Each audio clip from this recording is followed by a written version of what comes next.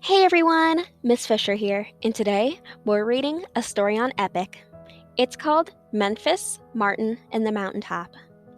Now, this is a historical fiction of Dr. Martin Luther King, which means even though the main characters aren't real, the events that happened in the story are. So let's get started. For when people get caught up with that which is right, they are willing to sacrifice for it.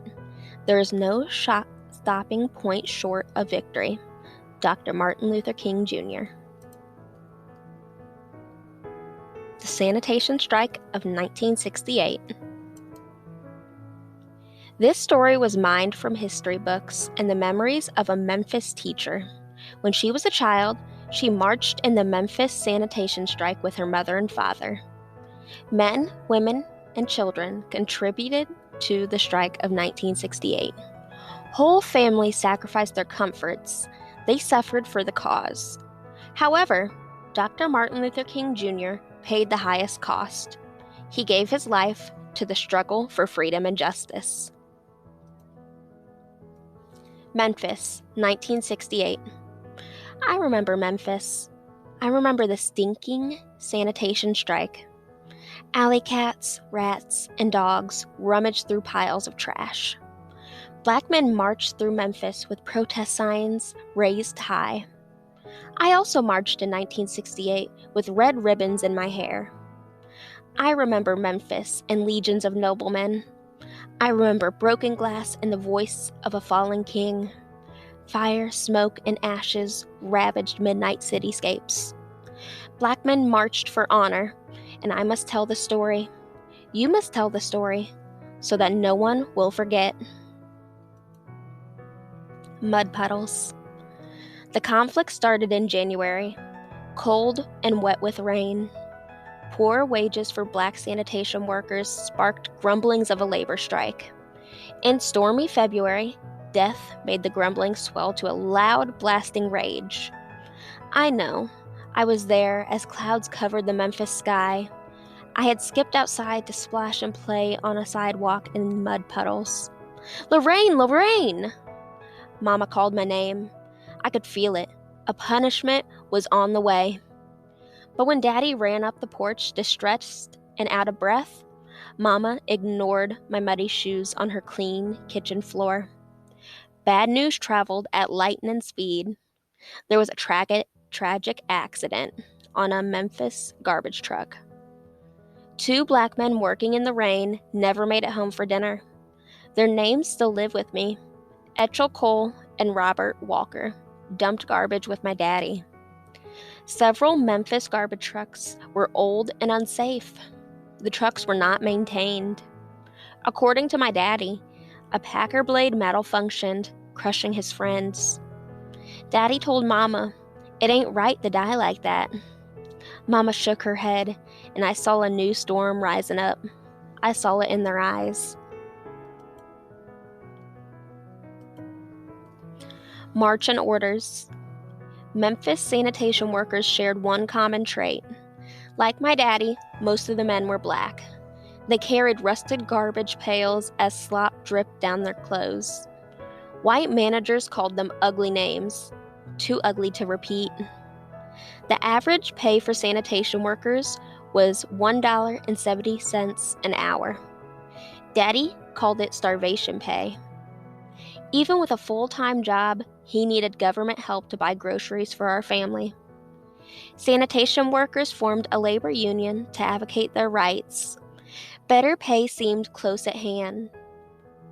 The labor union encouraged better treatment and safety on the job, but the men faced opposition from Memphis Mayor Henry Loeb. Tall like a giant and stubborn like a mule, Mayor Loeb said no to the pay increase. He did not acknowledge the workers' labor union, the American Federation of State, County, and Municipal Employees, Local 1733. To insult the men even further, Mayor Loeb gave little assistance to the Cole and Walker families. When they could take the abuse no more, 1,300 men deserted their garbage pails. They organized a labor strike on February 12, 1968. In the morning and afternoon, for 65 days, the sanitation workers marched 14 blocks through the streets of downtown Memphis, from Claiborne Temple to the steps of City Hall. They squared their shoulders, raised their heads, and carried their picket signs. My daddy marched in that number. He marched for better pay. He marched for decent treatment. My daddy marched for me. Winter blues. The strike crippled garbage collection with terrific success. Replacement workers operated 38 garbage trucks, while a whopping 180 trucks stayed parked at the city barn. Sidewalks turned unsightly by the end of February. Loose papers with crushed cans, empty boxes, and food scraps littered the Memphis streets. With Daddy on the picket line and less money in the house, he rolled pennies to pay our rent. The phone bill went unpaid. One week we had no lights, and when classmates visited the candy lady on their way home from school, they bought cookies, pickles, and peppermint sticks. I walked home empty-handed. That year, when I was 9 years old, I learned what the grown folks knew. Trouble visits every life. But as strikers marched through sun and rain, help came in many forms. A group of Memphis preachers formed the community of the Move for Equality. The organization used church donations to help strikers pay their bills. The National Association for the Advancement of Colored People organized boycotts to support the strike. My mama answered their call. In her right hand, she carried her boycott sign. In her left, she held my hand. Together, we marched past downtown stores with shiny storefront windows. Pretty shoes made me smile, but Mama's money stayed in her purse. I wore old shoes all winter. Trouble. Every night, Daddy drove his blue jalopy to a jam-packed rallies where strikers sang freedom songs. We shall overcome, we shall overcome, we shall overcome someday. Music lightened the heavy mood. Daddy clapped his large black hands. He also listened to Memphis preachers who plotted out strike strategies and delivered fiery speeches to encourage the striking men. As winter turned to spring, experienced union leaders with AFSCME flew into Memphis from Washington, D.C. They spoke with the striking workers as advocates and strategists. Still, nothing changed. The mayor rallied no to every labor request, and my daddy kept right on marching. One night, as I finished homework in the dark by fading candlelight, Mama pleaded, "William, maybe you should quit the strike and go on back to work." Daddy hugged Mama tightly. "Gladys," he insisted, "we gotta hold on till the end." Then I heard him promise, "Trouble don't always last." Martin. My daddy was a sanitation worker. My mama was a maid. Neither one of them read very well or finished high school. Lifting garbage and cleaning houses was all the work they could find. When Mama's boss paid her wages on Friday afternoons, he also put old magazines and newspapers in her carry bag. Mama gave the papers to me. I would read the headlines to both my parents, and we'd follow the strike. I read the headlines that early March when strike negotiations failed. But as Daddy's soles wore thin on his mountain climb, there came a spark of light. Good news filled the air. Reverend James Lawson, a cum advisor, called his old friend Martin to Memphis. The headlines encouraged my parents. Daddy buzzed around the house. "Dr. King is coming to town." Mama told Miss Brooks, our neighbor, "Girl, I can't believe it." Dr. Martin Luther King Jr. practiced nonviolent protests. He was a champion for social change who marched for racial equality across Mississippi, Alabama, and Washington, D.C. It was his persistent demand for justice that inspired President Lyndon B. Johnson to help abolish segregation and sign the Civil Rights Act of 1964. Since Martin had conquered giants in the Valley of Injustice, Reverend Lawson believed that his powerful friend could help the striking men. That was my silent prayer as I leaned against my daddy's knee and read the news out loud. Civil rights. I did not plainly comprehend the trouble I saw in 1968. Wisdom came slowly over the mounting years, but when I look back now, I understand. The Memphis struggle was an economic fight. Better wages and pay were a matter of civil rights. Poverty was a way of civil war. My daddy and his friends were the working poor. The men sought better wages to feed their families and buy decent homes, not rundown shanties like our rented house. As public servants, sanitation workers deserved better pay to educate their children and give them a future, bright with hope. This was the message Dr. King preached when he arrived in Memphis on March 18th. He said, "All labor has dignity." Dr. King's voice was loud and stirring. I listened with my parents from a crowded church pew as the famous leader drafted a plan to march in Memphis with the striking men. Dr. King set a date for March 22nd. Daddy leaned towards Mama's ear. He said, "We need everybody to march that day." Mama did not waver. She assured Daddy, "I'll take off work. You can count on me." Then Mama patted my hand and said, "We will take Lorraine. She can march with us." Omen. Yellow daffodils, 16 inches under snow. King canceled his march. Beagle Street. I followed Dr. King during the nightly news on our black and white TV. As president of the Southern Christian Leadership Conference in Atlanta, Georgia, he cared deeply for America's working poor. Dr. King set out to abolish poverty in the same way he had raised his voice to abolish racial segregation. He wanted to strengthen labor laws for all Americans, and to make his dream come true, he planned a massive march in Washington, D.C. in the spring of 1968. Dr. King named his new crusade the Poor People's Campaign. As he traveled the nation to promote his plans, Dr. King drew national attention to the Memphis strike. He called it a small conflict that presented a big American problem. From coast to coast, and especially in the South, public servants and unskilled laborers like my parents were often underpaid and reduced to poverty. When the strange snow cleared, Dr. King rescheduled his Memphis protests for March 28th. Mama kept me home from school so I could march that day. We stood together with the other mothers and children at the back of the protest line, away from possible danger. My daddy stood tall as the front of the line with striking workers, and clergy like Reverend Lawson and Dr. King. Daddy and his friends also carried picket signs bearing 4 words, "I am a man."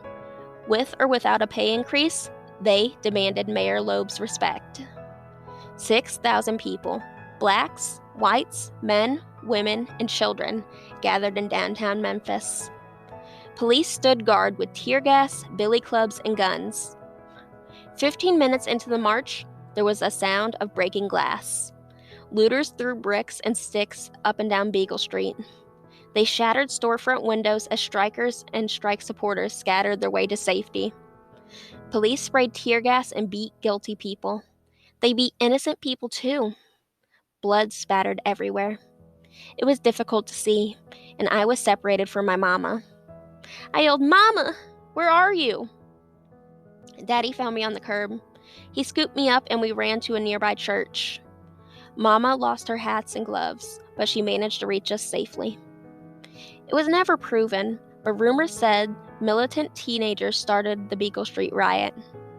As for the Memphis morning papers, it called Dr. King a coward because he ran from the violence and was carted away safely in a stranger's passing car. The news reports disturbed my father. He raised his fist and fumed. "Dr. King is a bona fide man." Mama rubbed her fingers and sighed. Sometimes bad people mess things up for the good people doing good.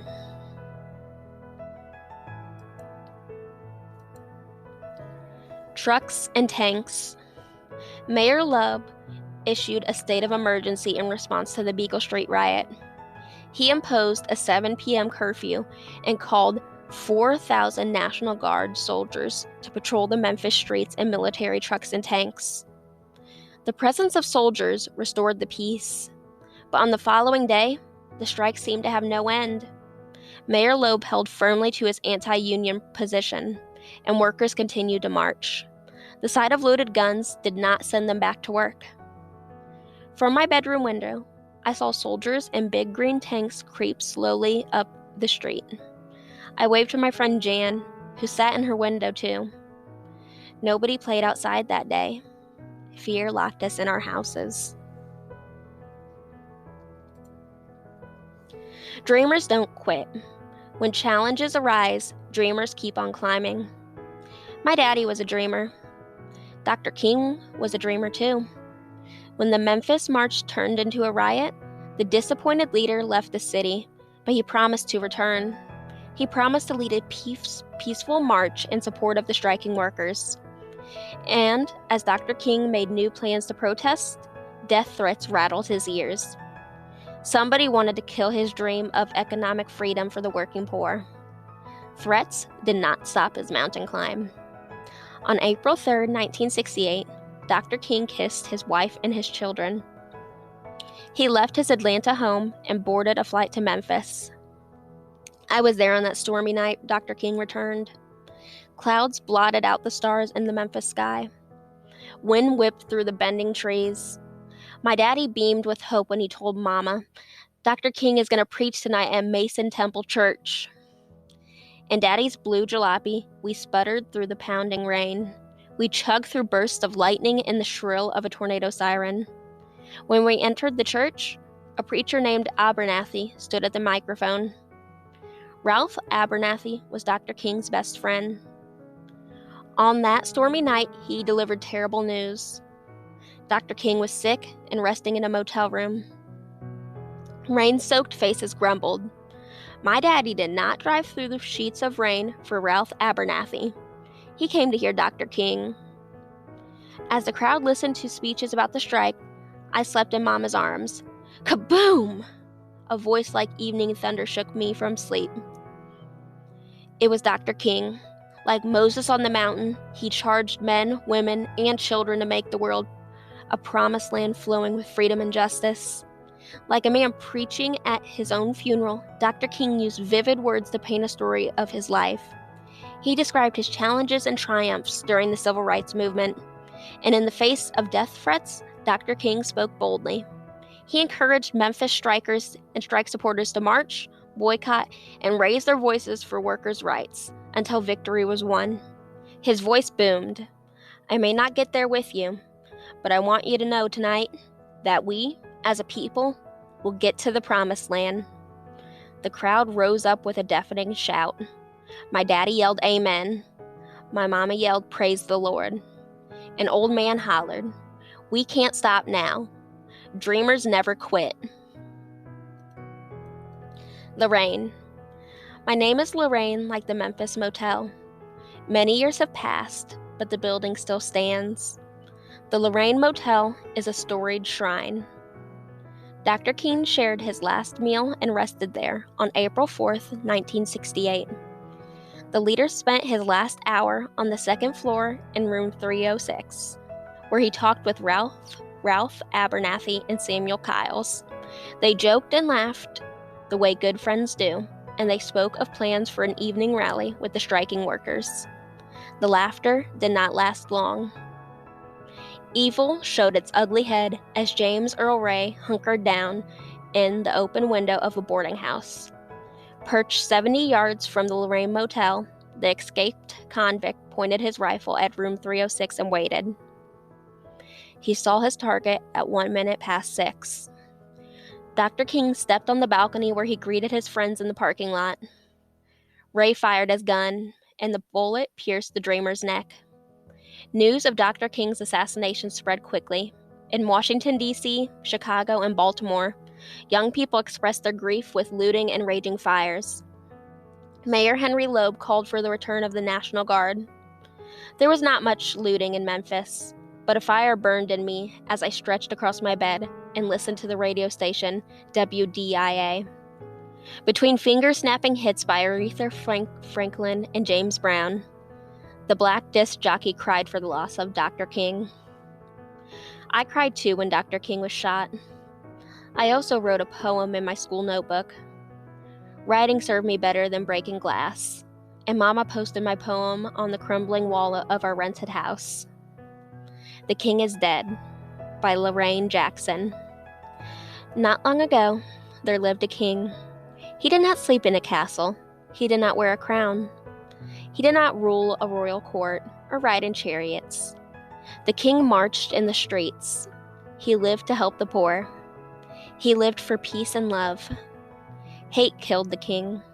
The king is dead. What will the people do? Black Widow. Coretta Scott King flew to Memphis, committed to a plan.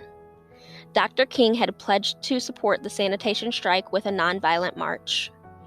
Despite her broken heart, Mrs. King and members of the SCLC helped to keep her husband's pledge on April 8, 1968.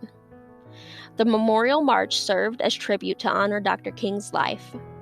It also reminded Mayor Loeb that workers would strike and continue their upward climb until justice was received. In a wave of 40,000 people, I marched that day between my mama and my daddy.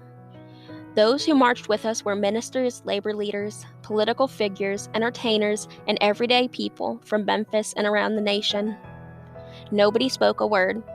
We raised our protest signs: Honor King, End Racism, Union Justice Now. Mrs. King marched from Memphis.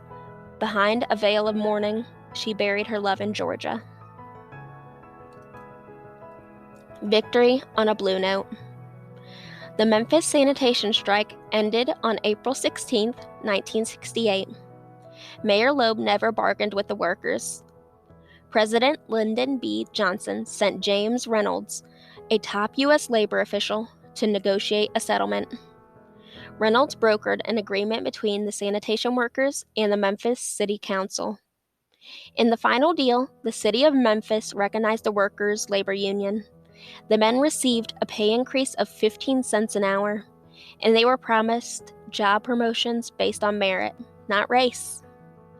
I remember that day, glad day, the stinking strike came to an end. It was the Tuesday after Easter. Daddy marched proudly into the house and smiled at Mama and me. He picked me up, kissed my face, and cried in Mama's neck.